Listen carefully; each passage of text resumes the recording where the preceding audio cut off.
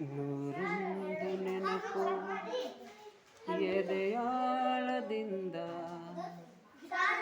ಹಾಡಾಗಿ ಬಂತು ಆನಂದದಿಂದ. ನೂರೊಂದು ನೆನಪು ಎದೆಯಾಳದಿಂದ ಹಾಡಾಗಿ ಬಂತು ಆನಂದದಿಂದ.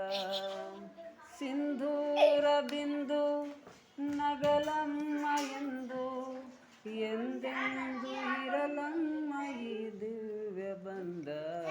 ನೂರೊಂದು ನೆನಪು ಎದೆಯಾಳದಿಂದ ಹಾಡಾಗಿ ಬಂತು ಆನಂದದಿಂದ. ಸಿಂಧೂರ ಬಿಂದು ನಗಲಮ್ಮ ಎಂದು ಎಂದೆಂದು